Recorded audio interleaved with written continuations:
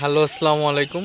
শখের খামার Faridpur YouTube channel এবং ফেসবুক পেজ থেকে ছোট্ট একটা শর্ট ভিডিও নিয়ে চলে আসলাম। তো আজকে হচ্ছে আমার সোনালি সুপার হাইব্রিড মুরগির বাচ্চার বয়স 16 দিন। তো 16তম দিনের আপডেট আপনাদের সাথে শেয়ার করব। তো ভিডিওটিকে স্কিপ না করে অবশ্যই শেষ পর্যন্ত দেখবেন এবং শখের খামার ফরিদপুর ইউটিউব চ্যানেলটি সাবস্ক্রাইব করবেন। ভিডিওটি লাইক, কমেন্ট এবং শেয়ার করে অন্য ভাইদের দেখার সুযোগ করে দিবেন। তো ভিডিওটি শুরু করা যাক। আলহামদুলিল্লাহ, আজকে আমার সোনালির বাচ্চার বয়স হচ্ছে 16 দিন। তো বাচ্চাগুলো মাশাআল্লাহ খুবই ভালো আছে, সুস্থ আছে। তো আপনারা দেখতে পাচ্ছেন আসলে বাচ্চাগুলো কতটা ভালো আছে।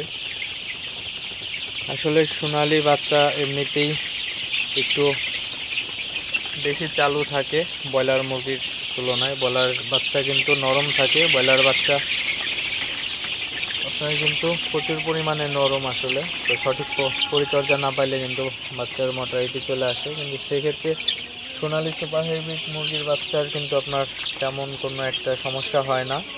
তবে ওষুধগুলো আপনার ঠিকঠাক মতো কন্টিনিউ করতে হবে।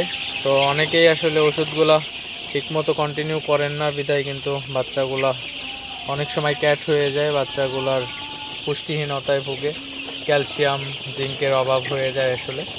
তো আপনারা অবশ্যই এইগুলা নিয়মিত কন্টিনিউ করবেন। তো আমার সোনালির বাচ্চাগুলা কিন্তু মাশাআল্লাহ খুবই ভালো আছে।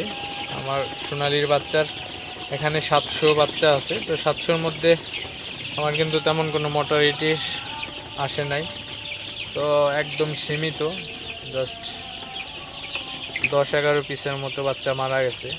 তো এটা স্বাভাবিক।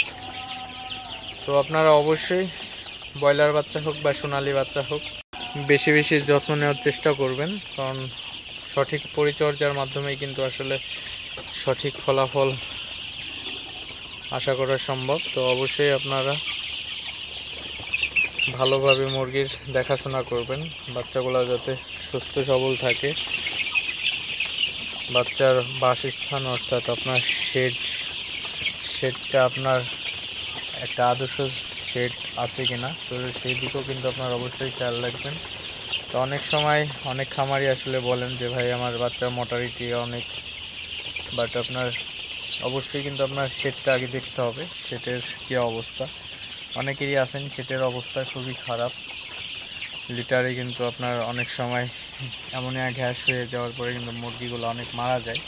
তো এই জিনিসগুলো আপনারা অবশ্যই খেয়াল রাখবেন। তো প্রথম কথা হচ্ছে বাচ্চাকে সুস্থ রাখতে হলে অবশ্যই আপনাদের কিন্তু লিটার ব্যবস্থা ভালো রাখতে হবে, ঘরে যেন আপনার অ্যামোনিয়া গ্যাস না জন্মে। তো সেদিকে অবশ্যই খেয়াল রাখবেন।